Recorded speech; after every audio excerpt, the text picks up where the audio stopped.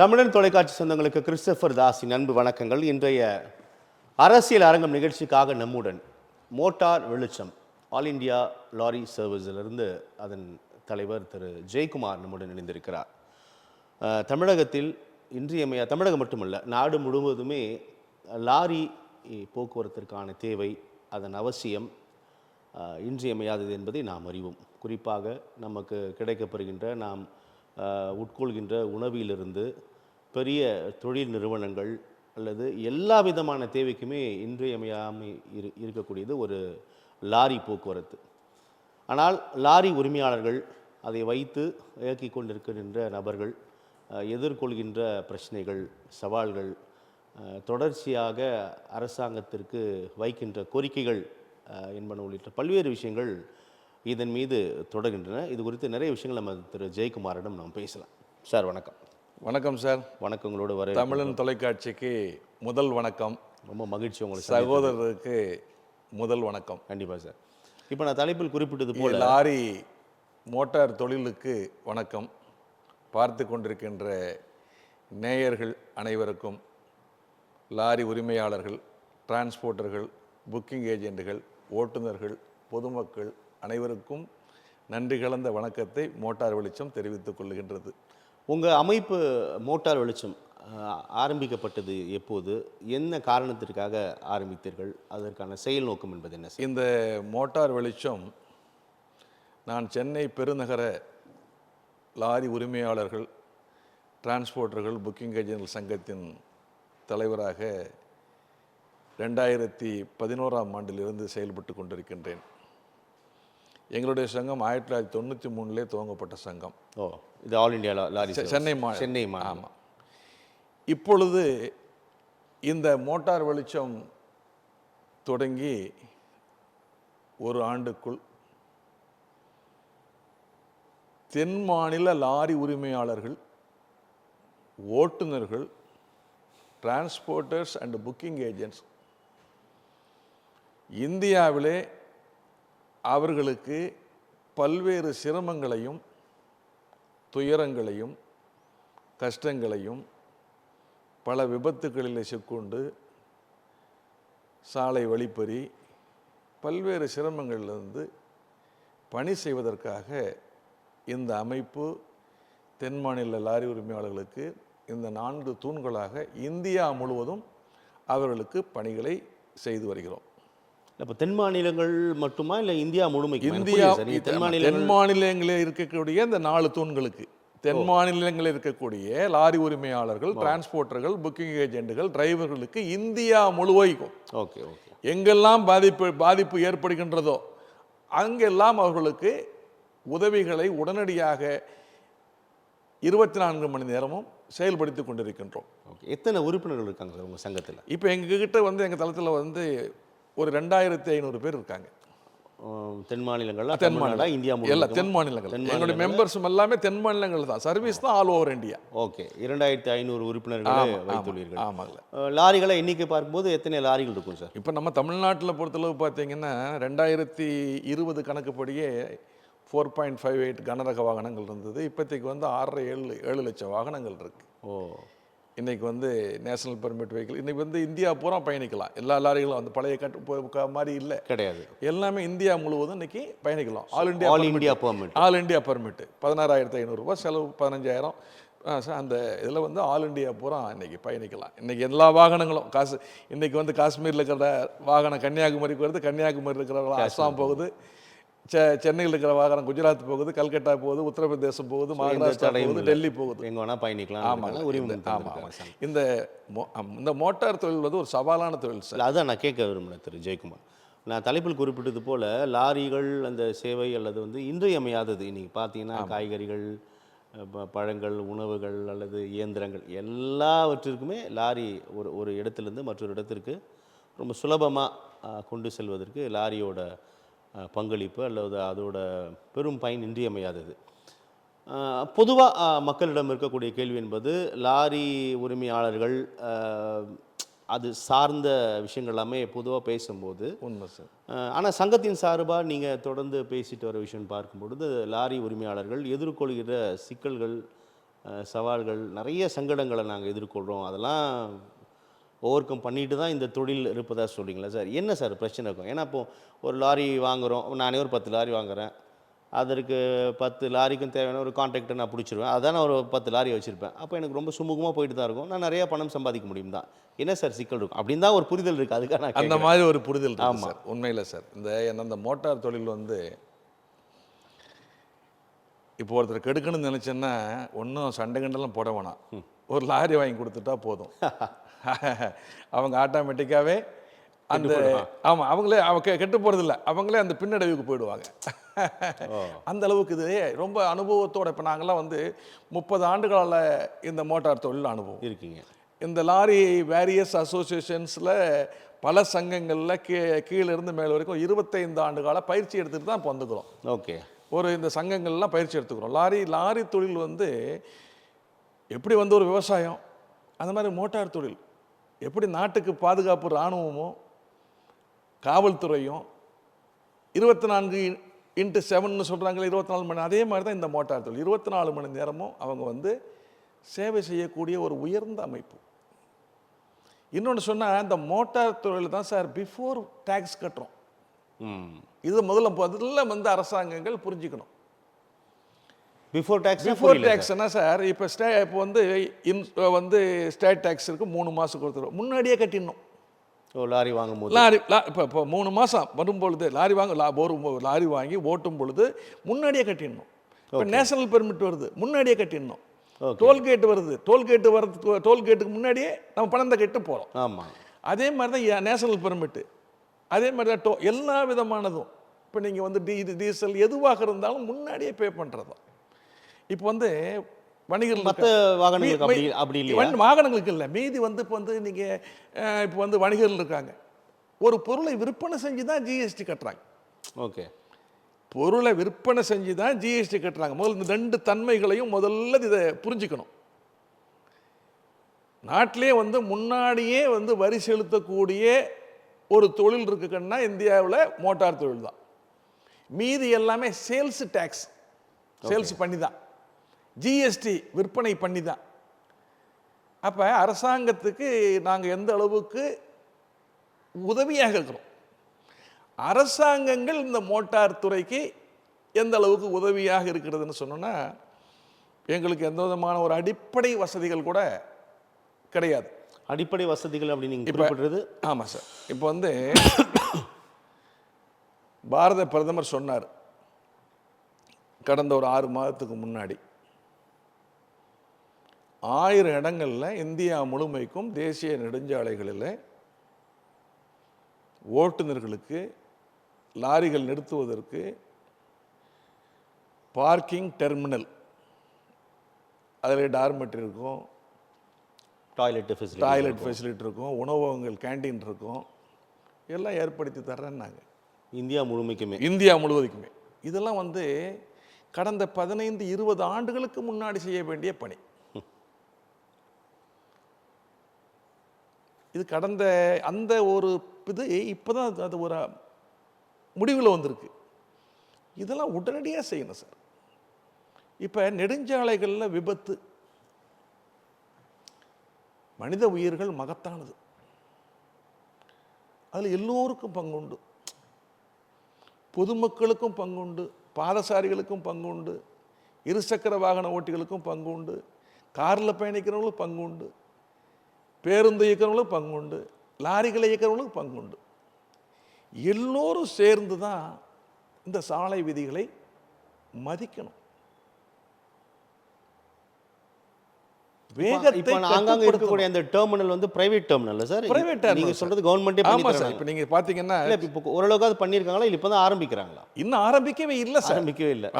அறிவிப்பாவே இருக்கு. இப்போ நீங்க எங்க தமிழ்நாட்டிலே பொறுத்தீங்கன்னா ஒரு நிறைய பிரைவேட் டெர்மினல்ஸ் இருக்கு. நீங்க பே பண்ணி விடணும். ஆமா சார், பிரைவேட் டெர்மினல்ஸ் இருந்தாலும் இப்போ நம்ம வந்து பே பண்ணி விடுறோம், பணம் படுறோம், ஒரு 200 ரூபாய் பர் டே கொடுத்தாலும் பாதுகாப்பு இல்லை. டீசல் தெஃப்ட், டயர் போயிடும், டார்பால் எடுத்துட்டு போடுவாங்க, எல்லாம் போயிடுவாங்க, கேள்வியும் கேட்க முடியாது. போலீஸ் ஸ்டேஷனில் போனால் நீ அங்கே போய் கேளும்பாங்க. எந்த விதமான இதுவும் கிடையாது. இந்த ஒரு சூழ்நிலை இப்போ தமிழ்நாட்டில் பார்த்தீங்கன்னா மாதவரத்தில் சிஎம்டி டிராக்டர் 1991 ஸ்டார்ட் பண்ணாங்க. ஒரு 6 ஏக்கர் பார்க்கிங், 86 ஏக்கர் பரப்பளவு கொண்டது கவர்மெண்ட் பார்க்கிங். இப்போ அதே மாதிரி தான் தமிழ்நாட்டில் கூட இப்போ நாங்கள் ஃபஸ்ட்டு இப்போ மோட்டார் வெளிச்சத்துலேருந்து நம்ம சொல்கிறது கடந்த 20 வருஷமாகவே சொல்கிறோம். இப்போ வந்து தொழிற்சாலைகள் நிறைந்த பகுதி, துறைமுகம் நிறைந்த பகுதி, இப்போ நீங்கள் வட சென்னையிலேருந்து காஞ்சிபுரம், திருவள்ளூர், செங்கல்பட்டு இந்த 4 மாவட்டங்களும் இன்றைக்கி வந்து இம்போர்ட் எக்ஸ்போர்ட் ஆகட்டும், துறைமுகம் எல்லாமே இருக்குது. எண்ணூர் துறைமுகம் இருக்குது, காட்டுப்பள்ளி துறைமுகம் இருக்குது, சென்னை துறைமுகம் இருக்குது. இப்போ இதுக்கெல்லாம் வந்து இதுக்கு முதல்ல போட்டாங்க. ஏன்னா டிராஃபிக் கன்ஜெஷன் குறைக்கிறது தான் அந்த மதுரை வாயில் நெடுஞ்சாலை திட்டங்கள்லாம், அதெல்லாம் அப்போயே செயல்படுத்த வேண்டிய திட்டங்கள். இதெல்லாம் டிராஃபிக்கை கொஞ்சம் கன்ஜெஷனை குறைக்கிறது, விபத்தை குறைக்கிறதுக்கு. ஆனால் அது வந்து அப்படியே இது போட்டாங்க. இப்போ வந்து இந்த 4 மாவட்டத்தில் கூட ஒரு 25 இடங்களில் பார்க்கிங் டெர்மினல்ஸு இந்த 4 மாவட்டத்தில் ஏற்படுத்தணும். குறைந்தது ஒரு 25 ஏக்கர் பரப்பளவு ஏற்றணும். ஏன்னா நெடுஞ்சாலைகள் லாரி நிற்குதுன்னு சொல்கிறாங்க, சர்வீஸ் சாலைகள் நிற்குதுன்னு சொல்கிறாங்க. லாரி எங்கே நிற்கிறது சார்? நீங்கள் நோ பார்க்கிங்னு சொல்கிறீங்க, பார்க்கிங் எங்கேன்னு கேட்குறோம். அவங்க 24 மணி நேரம் நெடுஞ்சாலையில் ஓரத்தில் நின்றுக்கிட்டு தூக்கம் இல்லாமல் அந்த டிரைவர்கள் ஓட்டும் போது தான் இந்த விபத்துகள் நடக்குது. விபத்துக்களுக்கு அரசாங்கம் அதை தடுக்கிறதுக்கு இப்போ எங்கள் மாதிரி ஒரு சங்கங்கள், சமூக ஆர்வலர்கள், பொதுமக்கள் அனைவருடைய பங்கு கொண்டு சாலைகளுடைய பராமரிப்பு முக்கியம். அதே மாதிரி அங்கங்கே வந்து எங்கெங்கே விபத்துக்கள் நடந்தது, இதுக்கு முன்னாடி எங்கே விபத்துக்கள் நடந்தது, அறிவிப்பு பலகைகள் வைக்கணும், வேக கட்டுப்பாட்டு கருவிகள் வைக்கணும். நீங்கள் குறிப்பிடக்கூடிய எதுவுமே இல்லையா சார்? எங்கே ஜாஸ்தியாக இருக்குது பாருங்க. இப்போ நீங்கள் இருக்குது, ஆனால் போதுமான அளவுக்கு இல்லை. அதே மாதிரி பிரிட்ஜஸ், அந்த பிரிட்ஜஸுடைய தரத்தெல்லாம் உறுதிப்படுத்தணும். சர்வீஸ் சாலைகள் எப்படி இருக்கணும்? அதே மாதிரி ரோந்து வாகனங்கள், மொபைல்ஸ். இப்போ வந்து ஒரு டோல்கேட் இருக்குது சார், ஒரு டோல்கேட்லேருந்து அடுத்த டோல்கேட் வரைக்கும் இப்போ 500 ரூபா வசூல் பண்ணுறாங்க லாரிகளில் அன்னு சொன்னால், இப்போ ஒரு லாரி பெங்களூர் போயிட்டு வருதுன்னா 5500 ரூபா டோல் ஆகுது. 50-40 கிலோமீட்டருக்கு ஒரு இதா சார்? அது ஒரு ஏரி ஒரு இது டிபெண்ட். இப்போ ஒரு லாரி டெல்லிக்கு போயிட்டு வருதுன்னா 60000 ரூபா டோல்கேட்டுக்கு மட்டும். இப்போ ஒரு லாரி ஹைதராபாத் போயிட்டு வருது, பொருட்கள் மேல அது திணிக்கப்படும். ஆமா சார், எனக்கு வரும்போது வேலை அது சேர்ந்து. ஆமா சார், இப்போ ஒரு லாரி வந்து ஹைதராபாத் போயிட்டு வருதுன்னு சொன்னா 12500 ரூபா, 13000 ரூபா. நீங்க குறிப்பிட்டது சாலையில வந்து கப்பங்களை சேர்க்காம சொல்றீங்க சார். அதெல்லாம் இல்லை சார். இப்போ நான் நேத்து ஒரு லாரி ஓனர், ஜெனியூன் டோல்ஸ். ஆமா சார், நேத்து ஒரு லாரி ஓனரு நேத்து நம்ம எங்களுடைய தளத்தில் பதிவு பண்ணி புகாராகவே கொடுத்தாரு. சங்ககிரியை சார்ந்த லாரி ஓனர். அவர் வந்து என்னுடைய லாரி வந்து கர்நாடகாவிலிருந்து எங்கே ஓசூர்லேருந்து குஜராத் போயிட்டு அஹமதாபாத் போயிட்டு வருது, 16000 ரூபாய் ஆர்டிஓ லஞ்சம். டோல் இல்லாம இது வந்து லஞ்ச லாவணியம் மட்டும். டோல் தனி சார். அது அதெல்லாம் வந்து வரையறுக்கப்பட்ட வந்து கணக்கு. இது லஞ்சம். இப்படி ஏன் கேட்குறாங்க சார்? ஆர்டிஓ அது வந்து ஒரு இப்போ இன்னைக்குன்னு நேத்துன்னு இல்லை, அது ஒரு கடந்த 1/4 நூற்றாண்டு காலத்துக்கு மேலே. ஆனால் அது காரணம் சார், நம்ம பெருகி போயிடுச்சு. ஒரு கிளாரிட்டிக்காக கேட்குறேன். இப்போ நம்ம கிட்ட பேப்பர்ஸ்லாம் ஜெனியூனாக இருக்குது. ஆமாம் சார். இன்சூரன்ஸ், ஆர்சி எல்லாமே தெளிவாக இருக்கிற பட்சத்தில் நம்ம கொடுக்க வேண்டிய அவசியம் இருக்காதுன்னு ஒரு கருத்து இருக்கு இல்லையா? அப்போ அது அந்த ரெஸ்பான்சிபிலிட்டி உங்களுக்கு இருக்குல்ல? இல்லை எல்லாம் வச்சும் கொடுக்கணும். இப்போ நீங்கள் சொன்னது சார், அதனால தான் நாங்கள் இந்த பார்டர் செக் போஸ்ட்டை எடுக்க சொன்னோம். ஓகே. இந்த எல்லை சோதனை சாவடிகளை மத்திய பிரதேசத்தில் நீக்கிட்டாங்க, மகாராஷ்டிராவில் நீக்கிட்டாங்க, பல மாநிலம் நீக்கிட்டாங்க. இந்த பார்டர் செக் போஸ்ட் எதுக்குன்னா என்ட்ரி செக் போஸ்ட். ஒரு வண்டி போச்சுன்னா நம்ம ஓசூர் போனால் 400 ரூபாய் தரணும், அத்திப்பள்ளி போனால் 1200 ரூபாய் தரணும், அங்கேருந்து கர்நாடகா லாஸ்ட் ஜல்கி பார்டர் 3000 ரூபாய் தரணும். இப்படி வரிசையா அந்த லாரி ஓனர் நேற்று அழுது புலம்பி கொடுக்குறாரு. இது வந்து வரையறுக்கப்படாத செலவினம். இது ஒரு உதாரணத்துக்கு தான் சொல்கிறேன். அப்போ இந்த தொழில் வந்து எவ்வளோ ஒரு முக்கியமான தொழில். ஒரு பக்கம் வந்து இன்சூரன்ஸு ஜாஸ்தி. இப்போ வந்து ரெஃப்ளெக்டர் ஸ்டிக்கர் ஒன்று, இது வந்து கடந்த ஆட்சியிலையும், கடந்த ஆட்சியாலும் சரி, இப்போ இந்த ஆட்சியாக இருந்தாலும் சரி, அது ரெஃப்ளெக்டர் ஸ்டிக்கரு இப்போ ஒரு லாரிக்கு ஒட்டுறதுக்கு 3200 ரூபாய். அப்பா. என்ன சார் அது? ஆமாம், அது இப்போ வந்து இம்போர்ட் பண்ணுறாங்க, ஒரு 100 ருபீஸ் தான். எங்கே சார் வாங்கணும், யார்கிட்ட ஒட்டணும் அது? அது அது வந்து ஆத்தரைஸ்டு அவங்க சொல்லக்கூடிய அந்த நிறுவனங்கள் அங்கே தான் அதை வாங்கணும், ஓட்டணும். இதெல்லாம் வந்து இந்த மாதிரி எல்லாமே இந்த மாதிரி இருக்கும்போது அதுதான் நாங்கள் சொன்னது, இந்த ஆன்லைன் அபராதம் சார். இந்த ஆன்லைன் அபராதம் வந்து இப்போ இந்த 2019 அமெண்ட்மெண்ட் பண்ணதுக்கப்புறம் அபராதம் 100 ரூபாய் இருந்தது 500 ஆச்சு. 500 இருக்கிறது 10,000, 10,000 இருக்கிறது 15,000.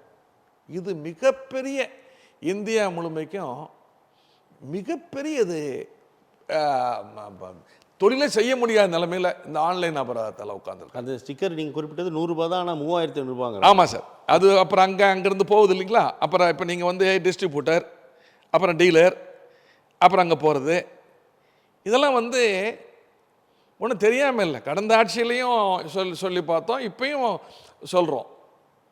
இப்போ நான் ஒரு உதாரணம் தான் சொல்லுவேன். ஒட்டி தான் ஆகணும் இல்லையா? ஒட்டலனாலும் ஃபைன். ஆமாம் சார். அது வந்து விபத்தை குறைக்கிறதுக்காக ஒரு வாகனத்துக்கு இது பண்ணுறது, அந்த மாதிரி சூழ்நிலைகள் இருக்குது. இன்னொன்று வந்து 1,00,000 வாகனங்கள் ஏற்றக்கூடிய லோடு இருக்குது. அதை 50,000 வாகனங்கள்லேயே ஏற்றிட்டு போயிடுறாங்க. ஏன்னா ஓவர்லோடு, அதிக பாரம். இந்த அதிக பாரம் ஏற்றுறதுனால தான் லஞ்ச லாவணியங்கள் அதிகரிக்குது. லாரிகள் என்ன, 1,00,000 வாகனங்கள் உடைய சரக்கை 50,000 வாகனங்கள் எடுத்துகிட்டு போகும் பொழுது லாரி வாடகை குறைந்து போயிடுது, டயரு போயிடுது, சேஸு போயிடுது. அது பாதுகாப்பு இல்லை, பாதுகாப்பு இல்லை. இன்னொன்று மெயின், விபத்து நடந்தால் அது பிரேக் நிற்காது வண்டி. 30 டன் ஏற்றக்கூடிய லாரி, இதுதான் நாங்கள் சொல்ல 30 டன் ஏற்றக்கூடிய லாரி, இதுதான் மெயின் ஆக்சிடென்ட்ஸுக்கு. இதை தான் மத்திய அரசு மிக கவனமாக இதை வந்து இதுக்கு தடுக்கணும். அது வந்து அரசாங்கத்துக்கு போகக்கூடிய சரக்காக இருக்கட்டும், பிரைவேட்டுக்கு போகிறதா இருக்கட்டும், எதுவாக இருக்கட்டும், ரெண்டுத்துலையுமே அரசு தனியார் ரெண்டுத்துலையுமே இந்த மாதிரி அதிகமாக தான் எல்லா மெட்டீரியலும். இப்போ நீங்கள் வந்து கன்ஸ்ட்ரக்ஷன் மெட்டீரியல் ஆகட்டும், நீங்கள் ஒரு காய்கறி வரதாகட்டும், எல்லாமே இது வந்து இந்தியா பூரா போகுது. இதுக்கு வந்து தீர்வு இருக்குது. ஃபைன் போடுறதுனால ஒன்றுமே தீர்வே ஆகாது,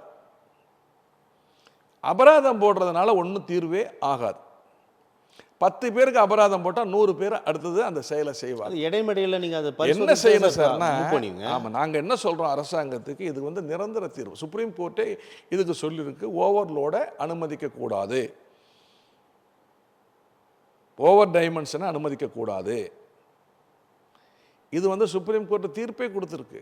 எல்லா ஸ்டேட்டும் அமெண்ட்மெண்ட் பண்ணணும், அமல்படுத்தணும், உடனடியாக படுத்த. எதுக்காகன்னா இந்த விபத்துக்கள் உயிரிழப்புகளை தவிர்க்கணும்னா இந்த மாதிரி எல்லா விதமான ஒரு 4-5 காரணங்களை உடனடியாக இதை வந்து எடுத்து செய்யணும். மெயினானது வந்து சார் ஓவர்லோடு சார். இடைமடையில் நீங்கள் பரிசோதிச்சு தான் இருப்பீங்க, அதிலே தெரிஞ்சிடும். இப்போ எப்படி சார்னா, ஓவர்லோடு ஏற்றும் பொழுது வழியில் வந்து ஆர்டிஓ, காவல்துறை யாருக்கு அபராதம் விற்கிறாங்க? அந்த லாரிக்கு. அந்த லாரி ஓனர் தான் அதை கட்டுறாங்க. அதனால் அந்த லாரி ஓனர் தான் அந்த லாரியை விற்றுட்டு அவர் வறுமையில் திரும்பி டிரைவராக போய்ட்டார். ஒன்றும் பண்ண முடியல. அதுக்கு தீர்வு என்னென்னா, ஏற்றுறவங்க இறக்குறவங்க, பொருளை ஏற்றுபவர், பொருளை பெற்றுக்கொள்வர். இப்போ நீங்கள் லோடுக்கு உரியவர், நான் அந்த லோடை வாங்குகிறாள். ஓவர்லோடு இருந்தால் அவங்களுக்கு தான் கன்சைனிக்கு தான் ஃபைன் போடணும். அப்போ அது ஆட்டோமேட்டிக்காக நின்று போகும். அது வந்து நாங்களோ தனிப்பட்ட லாரி உரிமையாளர்களோ இல்லை சங்கங்களோ செயல்படுத்த முடியாது.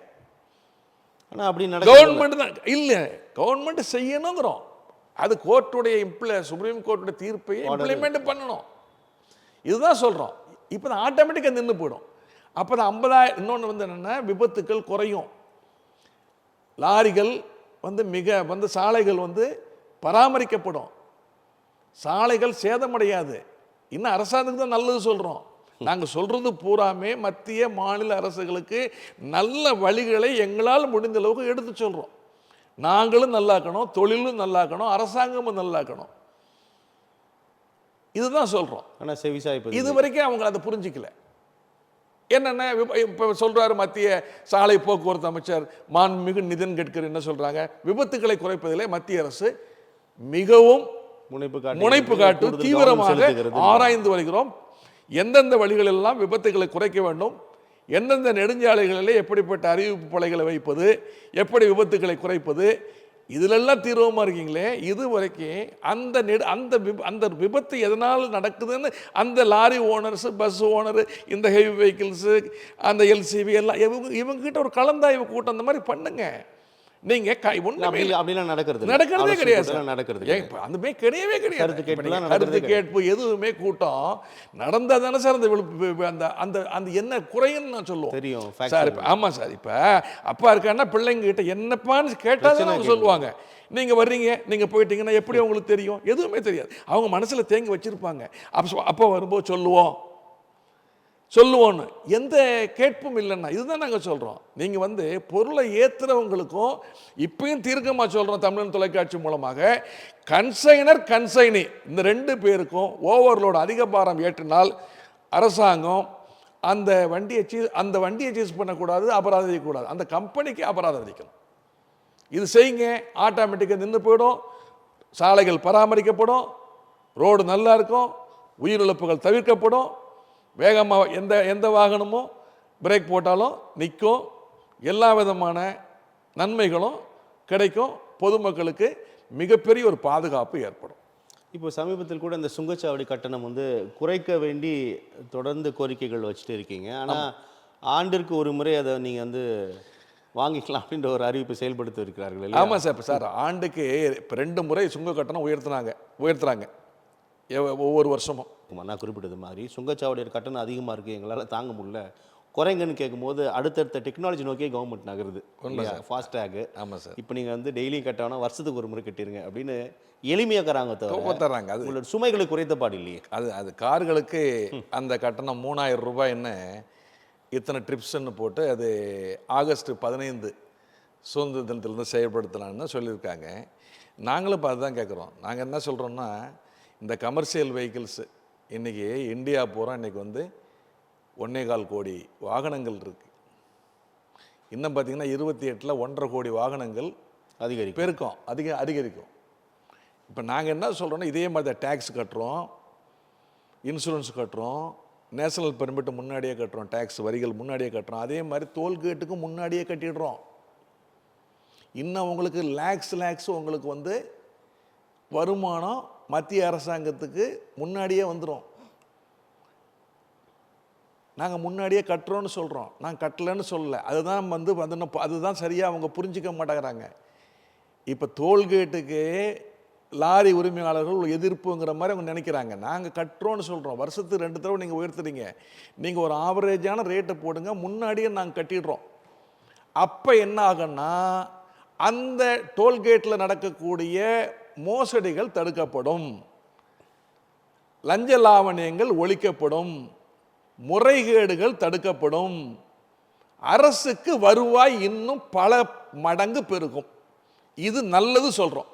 எப்படி பெருகும்னா, நீங்கள் கூப்பிடுங்க, மாண்புமிகு அமைச்சர் நிதின் கட்கரி முன்னாடியே நாங்கள் அந்த விளக்கத்தை சப்மிட் பண்ணுறோம். ஏன் ஏற்க மறுக்கிறாங்க? அதுதான் ஏன் ஏற்க மறுக்கிறாங்கன்னா, இதுதான் உள்நோக்கம். ஏற்க மறுக்கிறாங்கன்னு சொல்றதா, இல்ல கேட்கவே தயாரா இல்ல, கேட்டா குறைஞ்சபட்சம் கன்சிடர் பண்ணலாம், காது கொடுக்கவே தயாரா இல்ல? நாங்க நல்லதுதான் சொல்றோம். நாங்க பிஃபோர கட்டிடுறோம். 2 தடவை நீங்க உயர்த்துறீங்க, நாங்க வருஷத்துலயே ஒரு தடவை பிஃபோர் கட்டுறோம், முன்னாடியே கட்டிடுறோம். ஏன் அதை ஏற்க மறுக்கிறாங்க? இப்போ மத்திய இந்தியா லெவல்ல எல்லா லாரி உரிமையாளர், மத்திய சாலை போக்குவரத்து மிக முக்கியமான ஒரு முக்கியமான துறை. அதிகாரிகள், நிறைய அதிகாரிகள் இருக்கிறாங்க, அவர்கள் ஆய்வு மேற்கொள்வது இல்லையா, அவர்கள் இது குறித்தான கருத்துக்களை கேட்பது இல்லையா, கள நிலவரம் என்னவென்பதை அறியாமலே இருக்காங்க. அதுதான் சார், இந்த சாலை போக்குவரத்துக்கு நீங்கள் இப்போ எல்லாத்துக்குமே ஒரு ஐஐடி ஸ்டூடெண்ட்ஸை வச்சு நீங்கள் பண்ணுறீங்கல்ல. இப்போ இந்த சாலை போக்குவரத்து மிக இன்றியமையாதது.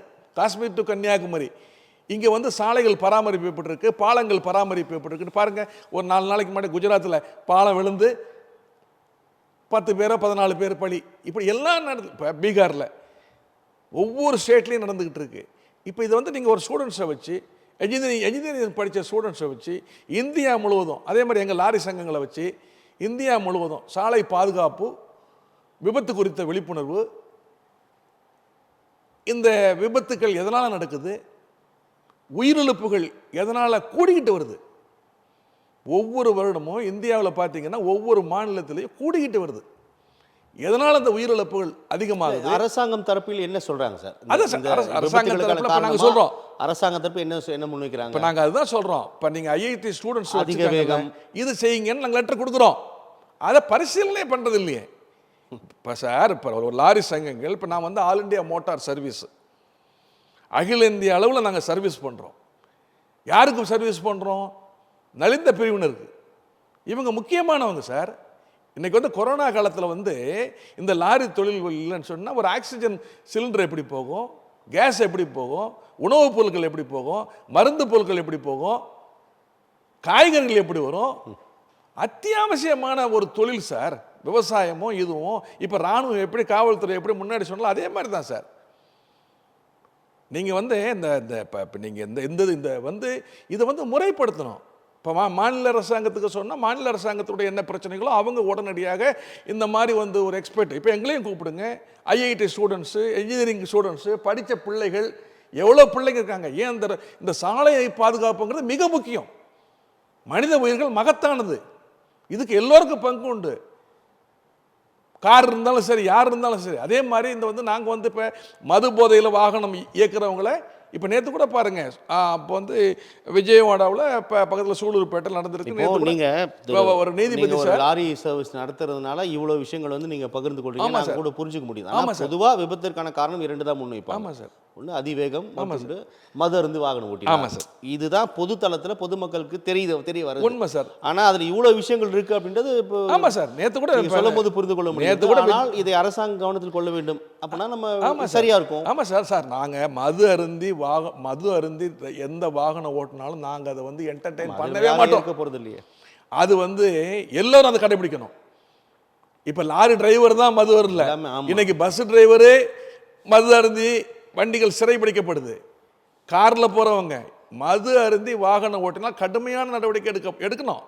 அது எந்த அரசாங்கமாக இருந்தாலும் சரி. இப்போ நேற்று கூட விஜயவாடாவில் ஒரு டிரைவர் மது அருந்தி வாகனம் ஓட்டிருக்காரு. அவருக்கு வந்து 6 மாதம் சிறைச்சாலை, அவங்களுடைய லைசன்ஸ் ரத்து பண்ணிட்டாங்க.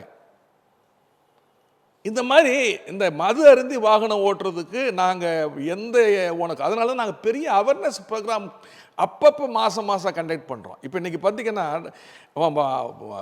சாலை பாதுகாப்பு விழிப்புணர்வு கருத்தரங்கம், இந்த விபத்தை குறைப்பதிலும் நாங்கள் வந்து இப்போ நீங்கள் வந்து அரசாங்கத்துக்கு மாதிரி நாங்கள் வந்து எங்களுடைய ஆல் இண்டியா மோட்டார் சர்வீஸு தென் மாநிலம் முழுவதும் நாங்கள் இதுக்காகவே எல்லா இடத்துலையுமே நாங்கள் அவேர்னஸ் ப்ரோக்ராம் நடத்திக்கிட்டே இருக்கிறோம். அதே மாதிரி நீங்கள் 30% டிரைவர்ஸே இல்லை சார். இது வந்து 15 வருஷமாக சொல்கிறோம். டிரைவர்ஸ் இல்லைன்னா ஷார்ட்ஃபால் டிரைவர்ஸு. ஓ, இன்னைக்கு வந்து 100 வாகனங்கள் இருக்குன்னா 100 டிரைவர் தேவைன்னு சொன்னால் 60 டிரைவர் தான் இருக்கிறாங்க. இது இப்போ இல்லை, 15 வருஷமாக ஆல் அஃபீஷியல்ஸுக்கு தெரியும். இது வந்து உற்பத்தி செய்ய நிறுவனங்களுக்கும் தெரியும். சார் லாரி உற்பத்தி செய்கிறாங்க சார், அதுக்கு டிரைவர் யாரு? ரைட்ல. அப்போ மாடு இருக்கு, கண்ணுக்குட்டி இல்லையே, பால் கறக்கணுமே. இப்போ இதுதான் முக்கியம். இப்படி நாங்கள் சுலபமாக சொல்கிறோம். ஒரு உதாரணத்தோடு கூட சொல்கிறோம். இப்போ 30% ஷார்ட்ஃபால் டிரைவர்ஸ் வந்து இது வந்து அரசாங்கம் ஏன்னா இது வந்து அரசாங்கத்தினுடைய ஏற்றுமதி இறக்குமதி தொழில்துறை வளரணும்னு சொன்னால் மத்திய மாநில அரசாங்கங்கள் இதை வந்து இன்ஸ்டியூட் இருக்கு. இன்னும் வந்து நிறைய இடத்துல இன்ஸ்டியூட் திறக்கணும். இப்போ நீங்கள் பார்த்தீங்கன்னா இப்போ நம்ம சென்னை இந்த பக்கம் வட மாவட்டங்களில் பார்த்தோன்னா ஒன்று கும்முடி பூண்டி தான் இருக்குது. இங்கெல்லாம் 25 இன்ஸ்டியூட் இருக்கணும். டிரைவர் ஸ்கில் டெவலப்மெண்ட் பண்ணணும். இன்னைக்கு வந்து வெளிநாடுகளில் எந்த அளவுக்கு ஸ்கில் டெவலப்மெண்ட் பண்ணுறாங்க. இன்னைக்கு வந்து அங்கே சிங்கப்பூர் போர்ட்டில் வந்து ரோபோ வச்சு இன்னைக்கு லோட் பண்ணுறாங்க வெஹிக்கிள். அந்த அளவுக்கு போயிட்டு இருக்கு ஃபாஸ்ட்டாக. இங்கே 30%, இன்னைக்கு 15 வருஷத்துக்கு பின்னாடி சொல்கிறேன். இந்த டிரைவர் பற்றாக்குறையை உற்பத்தி செய்யும் நிறுவனங்களுக்கும் பங்கு உண்டு, அரசுக்கும் பங்குண்டு, எங்களையும் அழைச்சி பேசணும். ஸ்கில் டெவலப்மெண்ட் சென்டருங்களை இந்தியா முழுவதும் பலப்படுத்தணும். நிறைய இடத்துல ஸ்கில் டெவலப்மெண்ட் கொண்டு வரணும். அப்போ இளைஞர்களுக்கு வேலை வாய்ப்பு இருக்கும். இன்னொன்று, லாரி டிரைவர்னாவே உத்தரவாதம் இல்லை சார். ஒரு பஸ் டிரைவருக்கு, பேருந்து டிரைவருக்கு இருக்கிற ஒரு பாதுகாப்பு லாரி டிரைவருக்கு இல்லை. ஏன்னா யார் பார்த்தாலும் அவங்கள வந்து ஒரு வெறுக்கக்கூடிய நபராக பார்க்குறாங்க. அது வந்து சான்று அங்கங்க காவலர்களுக்கும் லாரி ஓட்டுநருக்கும் இடையே நடக்கின்ற நிறைய அது அசம்பாவிதங்கள் வந்து சார். இன்னும் குறிப்பா நான் உடச்சே பேசணும்னா ரொம்ப மரியாதை குறைவா பேசுற காணொலி எல்லாம் பார்க்குறோம். காவலர்கள், லாரி ஓட்டுநர்களை அது வந்து நீங்க சொன்ன மாதிரி சார். இப்போ வந்து காவல்துறையில் நல்லவங்க இருக்காங்க, எல்லோரையும் சொல்ல முடியாது. லாரி டிரைவர்களையும் நல்லவங்க நிறைய இருக்காங்க, 90% இருக்கிறாங்க. அதே மாதிரி அங்கேயும் 90% இருக்கு. இது எல்லாமே நீங்க தலைப்பில் குறிப்பிட்டது மாதிரி அந்த முதல் பகுதியில் பேசுற மாதிரி அந்த பார்க்கிங் டெர்மினல்ன்ட்டு அந்த சிக்கல் இருக்காது. ஹைவேஸ்ல விடும்போது தான் ஒரு டிராஃபிக் வந்து இதுதானே சார் பிரச்சனை. இப்போ நீங்க காட்டுப்பள்ளி எண்ணூர் துறைமுகத்திலிருந்து சென்னை துறைமுகத்துக்கு போகணும், 12 மணி நேரம் டிராஃபிக்கு. அந்த பகுதியில் இருக்கிற வட சென்னை பகுதி வாழ் மக்கள் பூராமே போக்குவரத்து நெரிசலில் சிக்கி தவிக்கிறாங்க. ஒரு டைமிங் இல்லை. இப்போ போன 15 நாளைக்கு முன்னாடி கூட பெரம்பூரில் ஒரு வாட்டர் தண்ணீர் லாரி வந்து பன்னி மாலை மேலே அது வந்து அவங்க போகிற வழியில் அது என்ன பாருங்க, ரோடு சரியில்லை, சாலைகள் சரியில்லாம், பள்ளம். அந்த பள்ளத்தில் ஏறி இப்படி சாயுது, அவங்க வந்து விழுறோம். இதுதான் இந்த சாலைகள் பராமரிப்பு. இதுதான் சொல்கிறேன். இதனால் ஒரு சொல்கிறேன் எக்ஸ்பர்ட்டாக. இப்போ நீங்கள் வந்து அந்த ஒரு நடந்தது, அதுக்கு என்ன சொல்லிட்டாங்கன்னா, உடனடியாக தொலைக்காட்சிகளில் எல்லாத்துலேயும் என்ன பண்ணிட்டாங்க, மாநகர காவல் ஆணையாளர் இந்த மாதிரி கனரக வாகனங்களாகட்டும், இந்த மாதிரி ஆக்சிடென்ட் வெஹிக்கிள் 100 நாட்கள் சிறைப்பிடிக்கப்படும் சொல்லிட்டாங்க. நாங்கள் எல்லாரும் சங்கங்கள் எல்லாரும் போய் கமிஷனர் ஐயா கிட்ட அப்பாயின்மெண்ட் கேட்டிருந்தோம். அவங்க வந்து அடிஷனல் கமிஷனர் போக்குவரத்து ஐயா கார்த்திகேயனை பார்க்க சொன்னாங்க. போய் பார்த்தோம். சார் இந்த மாதிரி சார் 100 நாட்கள் யாரோ ஒருவர் தவறு செய்கின்றார் என்பதற்காக ஏதோ தெரியாமல் நடந்த ஒரு விபத்து. அது வந்து மனித உயிர் வந்து மிக முக்கியமானது. அதில் பலருக்கும் அந்த இதில் வந்து எல்லாத்துக்கும் அங்கே பணி இருக்குது. இது வந்து எப்படி ஏற்படுதுன்னு சொன்னோம். நாங்கள் அந்த மாதிரி தகவல் சொல்லலை. நாங்கள் அந்த மாதிரி விபத்து நடந்தால் லாரிகள் 100 நாட்கள் சிறைப்பிடிக்கப்படணும் சொல்லலை, இது வதந்தி அன்னு சொன்னார். அப்படி வதந்தின்னு சொன்னால் நீங்கள் அதுக்கு ஒரு மறுப்பு அறிக்கை கொடுங்க ஐயான்னு சொன்னோம். கண்டிப்பாக நாங்கள் தர்றோன்னு சொன்னார். ஆனால் திரும்பியும் இப்போ கூட ஒரு விபத்து நடந்துன்னு சொன்னால் அந்த மாதிரி தான் லாரியை சிறைப்பிடிக்கிறாங்க. நேற்று கூட ஒரு ஆந்திர மாநிலத்தில் லாரி புழல் ஜூரிஸ்டிக்ஷனில் விபத்து நடந்தது. அவங்க அந்த வண்டி வந்து இப்போ 1 வாரமாக நிற்கிது. கேட்டால் 40 நாட்கள் சிறைப்பிடிக்கப்படுங்கிறாங்க. அங்கே கமிஷனர் ஐயா டிராஃபிக் அடிஷனல் கார்த்திகேயன் சார் அந்த மாதிரி இல்லைங்கிறாரு. எது இப்போ ஊடகம் சொன்னது சரியா இல்லை இப்போ அவங்க சொல்கிறது சரியா? அந்த மாதிரி ஒரு கிளியரான ஒரு மெசேஜ் காவல்துறை எல்லாருக்கும் சொல்லணும். இப்போ இன்ஸ்பெக்டர் லெவலில், ஏசி லெவலில், டிசி லெவலில் ஒரு சர்க்குலர் சரியாக தரணும். ஒரு வாகனம் விபத்து நடந்தால் என்ன அதுக்கு. இப்போ ஆந்திராவில் சரி அந்த சிஸ்டம் சரியாக இருக்குது. தெலுங்கானாவில் சிஸ்டம் சரியாக அந்த மாதிரி சிஸ்டம் சரியாக எப்படி அணுகுறாங்க?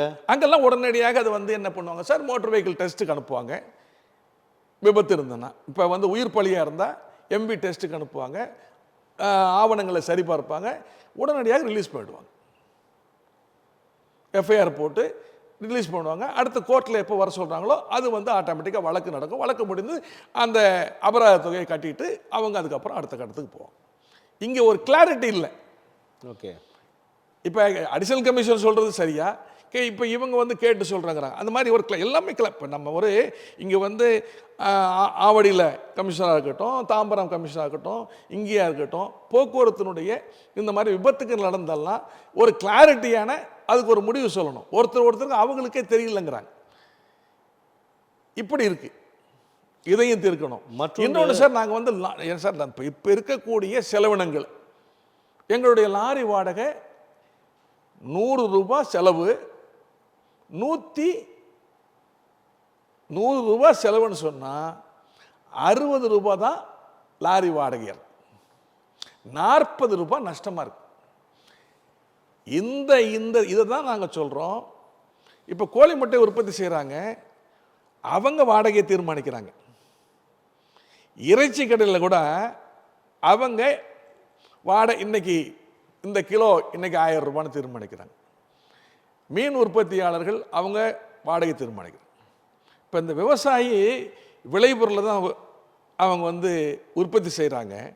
ஆனால் தீர்மானிக்கிறது அவங்களால முடியல, வணிகர்கள் தான் தீர்மானிக்கிறாங்க. அதே மாதிரி தான் நாங்கள் முதல் போட்டு 50 லட்சம் 60 லட்சம் 70 லட்சம் 50 லட்சம் 40 லட்சம் கம்பெனிக்கு லாரிகள் கிடையாது.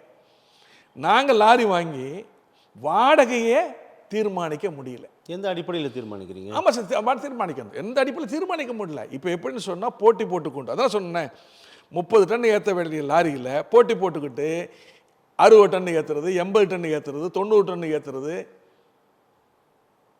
அதனால் அந்த தொழிலே அடியோடு அப்படியே பின்னோக்கி போயிடுச்சு. நான் தொழிலே வந்து மிகப்பெரிய அளவில் நஷ்டம் அடைஞ்சு போச்சு. அதே வந்து 500 கிலோமீட்டருக்கு இந்த வாடகை, 500 கிலோமீட்டர் மேலே இப்போ வண்டி வந்து எல்லாமே வந்து இங்கேருந்து இப்போ டெல்லி போகுது, யூபி போகுது, அஸ்ஸாம் போகுது, கல்கட்டா போகுது, குஜராத் போகுது, எம்பி, பீகார் எல்லாம் போகுது. 500 கிலோமீட்டருக்கு மேலே, கிலோமீட்டருக்கு இங்கேருந்து ஒரு 75 ரூபா, அதே மாதிரி ரிட்டன் அங்கேருந்து 75 ரூபா. மத்திய எந்த அடிப்படையில் கட்டணம் நிர்ணயிக்கிறீங்க சார்? ஒரு 30 டன் நீங்கள் வந்து எனக்கு காஞ்சிபுரம் போனால் எவ்வளோ ஃபிக்ஸ் பண்ணுவீங்க? அதுதான் சார், கிலோமீட்டருக்கு தான். இப்போ நான் என்ன சொல்றேன், இப்போ 12 வீல் வண்டி 25 டன் கெப்பாசிட்டி, 14 வீல் வண்டி 30 டன் கெப்பாசிட்டி, 16 வீல் வண்டி 35 டன் கெப்பாசிட்டி, 7.5 டன் வண்டி இருக்குது, 10 டன் வண்டி இருக்குது, இப்படி வரிசை பிரகாரம் இருக்குது. அதனால் டன்னுக்கு தான் நம்ம சொல்கிறோம். நீங்கள் டன்னுக்கு தான் கொடுக்க போகிறீங்க வாடகை. டன்னுக்கு கிலோமீட்டருக்கு எவ்வளோ? இப்போ மினிமம் ரேட் இருக்குது. இப்போ நம்ம டாக்ஸி இதெல்லாம் மினிமம் ரேட் இருக்குல்ல, மினிமம் ஃபேர் இருக்குல்ல, ஆட்டோவில் மினிமம் ஃபேர் 50 ரூபான்னு இருக்கு இல்லையா? அந்த மாதிரி மினிமம் ஃபேர் 500 கிலோமீட்டர். இப்போ இங்கேருந்து சென்னையிலேருந்து மதுரை வரைக்கும்னா ஒரு 500 கிலோமீட்டருக்கு மினிமம் ஃபேர் கொடுத்துருங்க. இப்போ இங்கேருந்து டெல்லி போகுது, யூபி போகுது, குஜராத் போகுது, அகமதாபாத், கல்கட்டா, எல்லா இடத்துக்கும் போகுது. இந்தியா பூரா போகிறாங்க லாரிகள். இதுக்கு வந்து கிலோமீட்டருக்கு இந்த வாடகை. ஓவர்லோடு ஏற்றக்கூடாது. ஓவர்லோடு ஏற்றினா ஏற்றக்கூடிய நபருக்கும் பொருளை பெற்றுக்கொள்ளக்கூடிய நபருக்கு கன்சைனிக்கு அபராதம் விதிக்கப்படும். சாலைகள் பராமரிக்க வேண்டும். நிபுணத்துவம் வாய்ந்த ஐஐடி ஸ்டூடெண்ட்ஸு, இப்போ இன்ஜினியரிங் படிச்சுட்டு வேலை இல்லாமல் எத்தனை பிள்ளைகள் இருக்கிறாங்க, இவங்களெல்லாம் கொண்டு வந்து, அதே மாதிரி எங்கள் மாதிரி அனுபவம் வாய்ந்த இப்போ சங்கத்தினுடைய பொறுப்பாளர்கள், லாரி உரிமையாளர்கள் எல்லாரையும் சொல்லுங்கள், டிரைவர்களோட கூப்பிடுங்க. அவங்க தான் அந்த 24 மணி நேரம் பயணிக்கிறாங்க. சாலையை வந்து தரம் பண்ணுங்க. இப்போ நீங்கள் வந்து ஓவர்லோடில் அவங்க என்ன சொல்கிறாங்க, அரசாங்கத்துக்கு வந்து இப்போ கன்ஸ்ட்ரக்ஷனு இதெல்லாம் வந்து இந்த ஓவர்லோடு வரலன்னா இந்த மெட்ரோ ரயில் ப்ராஜெக்டில் பாதிப்பு வரும், கன்ஸ்ட்ரக்ஷன் பாதிப்பு வரும் அனி எல்லாம் ஊக்கப்படுத்துகிறாங்க. சார், ஊக்கப்படுத்துறதே அரசாங்கங்கள் தான். அதுதான் சொல்கிறோம். இப்போ மற்றொன்று நீங்கள் எதிர்கொள்ளக்கூடியது மிக முக்கியமான ஒரு விஷயம் வந்து இந்த டீசல் விலையேற்றம் இல்லை சார்? ஆமாம் சார். அதுவும் தொடர்ச்சியான கோரிக்கைகள் வைக்கிறீங்க, நிறைய போராட்டங்களை கூட மேற்கொள்கிறீங்க. ஆனால் அது செவிசாய்த்த பாடில்லை, ஏறிக்கொண்டே தான் இருப்பதை நம்ம பார்க்குறோம். சர்வதேச அளவில் கச்சா பேரல்கள் குறைந்தால் கூட இங்கே அந்த குறைந்த பாடில்லை. நிறைய ஒப்பீடுலாம் கூட நம்ம பார்க்குறோம் கடந்த ஆட்சியின் போது. ஆனால் இதற்கான எந்த சாத்தியக்கூறுகள் இருக்குன்னு பார்க்குறீங்களா சார்? நாங்கள் இப்போ கடந்த 25 ஆண்டுகளாக இந்த சுங்க கட்டண உயர்வு, டீசல் விலையேற்றம், அதே மாதிரி insurance, state tax, central tax, sticker, எல்லாம் டயரு, உற்பத்தி பொருட்கள், அதே மாதிரி லாரி விலை உயர்வு எல்லாமே வருடம் உயர்ந்து கொண்டே தான் போகுது. எதுவும் குறைந்த பாடு இல்லை. போராடுறீங்க. 25 கடந்த 4 நூற்றாண்டு காலமாக இந்த போராட்டம் நடந்துக்கிட்டு தான் இருக்கு. ஆனால் அதுக்கு தான் நாங்கள் அந்த இப்போ சொல்கிறோம், ஃபிக்சேஷன் ரேட்டு. அந்த ரேட்டு ஃபிக்சேஷன் பண்ணியாச்சு, கிலோமீட்டருக்குன்னு பண்ணியாச்சுன்னா இந்தியா பூரா இந்த தொழில் மாதிரி ஒரு தொழில் கிடையாது. அரசாங்கத்துக்கும் இன்னும் மிகப்பெரிய ரெவன்யூ கிடைக்கும், மிகப்பெரிய ரெவன்யூ கிடைக்கும். லாரி ஓனர்கள் உண்மையாகவே இன்னைக்கு வந்து சார் மாதத்துக்கு வந்து 50,000 75,000 ரூபாய் இஎம்ஐ கட்டணும். ஒரு லாரி வச்சுருந்தோன்னா 40,000 குறைவில்லை. வருஷத்துக்கு 35,000 ரூபாய் வந்து டேக்ஸ் டேக்ஸு. அதுக்கப்புறம் நேஷனல் பர்மிட் 16,500 ரூபாய். அதுக்கப்புறம் ஸ்டேட் டேக்ஸு, அதுக்கப்புறம் ஃபிட்னஸ் எஃப்சி, லாரி ஓட்டு. ஆமாம் சார். அப்புறம் தார்பால், டயரு, நல்லது கெட்டது எல்லாமே செலவினங்கள், ஒவ்வொன்றும் செலவினங்கள். அதுக்கப்புறம் வரையறுக்கப்படாத செலவினங்கள், காவல்துறை, ஆர்டிஓ, பார்டர் செக் போஸ்ட்டு, அதான் நான் சொல்ல இல்லைங்களா, குஜராத், அது மாதிரி இந்த மாதிரி. இப்போ இந்த தொழிலே செய்ய முடியாத சூழ்நிலையில் போயிடுச்சு சார். இதில் வந்து நீங்கள் பார்த்தீங்கன்னா நீங்கள் எல்லோரும் கண்ணீர் வடிக்கிறாங்க. இந்த கண்ணீர் சிந்துகின்ற நிலையை உடனடியாக மத்திய அரசு, ஏன்னா மேக்ஸிமம் வந்து அவங்க ப்ராப்ளம் தான், அவங்க வந்து கண்டிப்பாக நாங்கள் கடிதங்கள் கொடுத்துக்கிட்டு இருக்கிறோம். அதான் நான் சொல்லணேன், short fall of drivers, rate fixation பண்ணால் மட்டும்தான் இந்த தொழில் வந்து மீண்டு எழும். அதே மாதிரி ஓவர்லோட கண்டிப்பாக அரசாங்கம் தான் அதை செயல்படுத்த முடியும், இம்ப்ளிமெண்டேஷன் பண்ண முடியும் நீதிமன்ற தீர்ப்புப்படி. இப்படி இந்த தொழில் வந்து மிக முக்கியமான தொழில். இந்த முக்கியமான தொழிலை வந்து அதே பாதுகாக்கிறது, இந்த தொழிலை வந்து இன்னும் ஒரு அடுத்த நிலைக்கு கொண்டு செல்றது, இதெல்லாம் வந்து அரசாங்கம் வந்து எங்களுக்கு ஊக்குவிக்கணும். இப்ப இது வரைக்கும் எந்த விதமா சார் எங்களுக்கு அரசாங்கம் பொறுப்பேற்ற போது சில வாக்குறுதிகள் தந்தாங்களா, இதெல்லாம் நாங்க பண்ணுவோம்னு சொன்னாங்க, ஆனா பண்ணல சார். எல்லா அரசாங்கங்களும் வாக்குறுதிகள் கொடுப்பாங்க. அது மத்திய அரசாங்கம் இருக்கட்டும், மாநில அரசாங்கம் இருக்கட்டும், ஆண்டு அரசாங்கம் இருக்கட்டும், ஆளுகின்ற அரசாங்கம் இருக்கட்டும், வரக்கூடிய வாக்குறுதிகள். ஆமா சார், என்ன வாக்குறுதிகள்? லாரிக்காரங்களுக்கு, லாரினா மோட்டார்காரங்களுக்கு இது வரைக்கும், அது நான் சொல்றது ஆட்டோல இருந்து, கார்ல இருந்து, வேன்ல இருந்து எந்த ஒரு சலுகையும் அரசாங்கம் கொடுக்கவில்லை சார். எங்களுக்கு உதவி செய்யலாம் பரவாயில்ல, உபத்திரவம் பண்ணாம இருந்தாவே போதும். இதுதான் உண்மையானது. என்ன கொடுத்துருக்காங்க சலுகைன்னு சொல்லுங்க. என்ன காரணம் சார்? இதை வந்து சரியா அவங்க புரிஞ்சுக்கல. இப்போ நீங்க வந்து கனடாவிலையோ சிங்கப்பூர்லயோ பார்த்தீங்கன்னா இந்த லாஜிஸ்டிக்ஸ், டிரான்ஸ்போர்ட்டேஷன், இந்த மோட்டார் இண்டஸ்ட்ரின்னா அவங்க வந்து மிகப்பெரிய, இது வந்து ஒரு பேக் போன் ஆஃப் இந்தியான்னு நினைக்கிறாங்க. இதுதான், அதனால அவங்க இதை வந்து ஆய்வு பண்றாங்க. இப்போ நீங்க சொன்ன பார்த்தீங்களா, பட் ஆப்வியஸா பேக் போன் ஆஃப் கண்டிப்பா இந்த எக்கானமில நான் சொல்றேன், விவசாயமும் இந்த வந்து எசென்சியல் சார், மிக முக்கியமானது, மிக முக்கியமான. இது ஒரு நாள் நீங்க வேலை நிறுத்தம் அப்படின்னா அதுல தெரியுமா சார், சாதகம் பாதகம் தெரியுது. உண்மையானது. இப்போ இன்னைக்கு வந்து பக்கத்துல நம்ம கோயம்பேடு பக்கத்துல இருக்கு, 10 அடி தூரத்துல இன்னைக்கு வந்து ஒரு 1000 லாரி வந்துகிட்டு இருக்கு. இந்த 1000 லாரி காய்கறி எங்கிருந்து வரும்? தமிழ்நாட்டிலேருந்து வருது, ஆந்திராவிலேருந்து வருது, கர்நாடகாவிலேருந்து வருது, அண்டை மாநிலங்கள்லேருந்து, எல்லா இடத்துலையும் வருது. இந்த சர்வீஸ் யார் பண்றது? நாங்க சொல்றோம். இப்போ நீங்க பஸ் நடத்துறீங்கல்ல, அரசு போக்குவரத்து கழகங்கள் இன்னும் சொல்ல போனா ஆந்திரா, கர்நாடகா, அண்டை மாநிலங்களோட நம்மளது ஃபேர் கம்மி தான். ஆனா இருந்தாலும் இந்த ஃபேர், இவ்வளவு ஃபேர் நீங்க பண்ணியே நஷ்டம்னு சொல்றீங்க.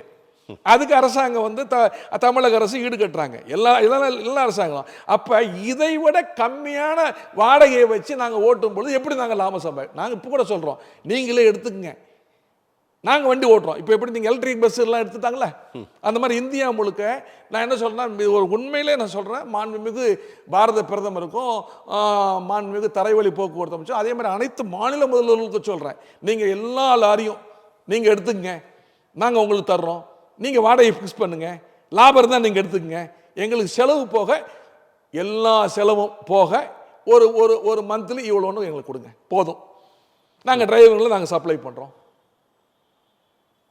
அரசியல் நடத்தினாதான் சிக்கல் தெரியும் சொல்றீங்க. ஆமா சார், நடத்து சிக்கல் அவங்க பார்த்தா சார் தெரியும்.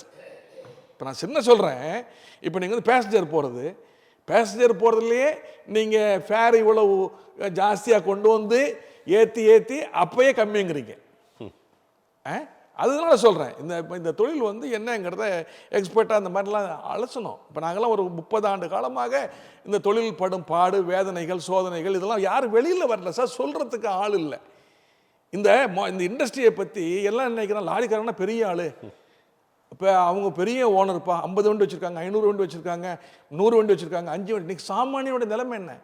எத்தனை பேர் தூக்கு போட்டு செத்துருக்காங்க, எத்தனை குடும்பங்கள் அழிஞ்சிருக்கு, இஎம்ஐ கட்ட முடியாமல் எவ்வளவு பேர் தற்கொலை பண்ணிக்கிறாங்க குடும்பத்தோட. நீங்கள் எடுத்து பாருங்க, கடந்த 15 ஆண்டுகளில் சர்வே பண்ணுங்க. இதெல்லாம் மிகப்பெரிய, இந்த தொழில் வந்து எப்படிப்பட்ட ஒரு தொழில் பார்க்கலாம் சார். இந்த கோரிக்கைகள் அரசாங்கம் எப்படி செவிசாய்க்க போகிறது, குறைந்தபட்சமாக இதில் உள்ள பாதகங்களை களைந்து இதை சரி செய்வாங்களா அப்படின்னு பொறுத்திருந்து பார்க்கலாம். உங்களுடைய வருகைக்கும் கருத்து பகிர்க்க கண்டிப்பாக சார். தமிழன் தொலைக்காட்சிக்கும் நீங்கள் அழைப்பு விடுத்து எங்களுடைய கோரிக்கைகளை அரசாங்கங்களுக்கும் பொதுமக்களுக்கும் செவிமடுக்க செய்தமைக்கு நன்றி சார். நன்றி சார்.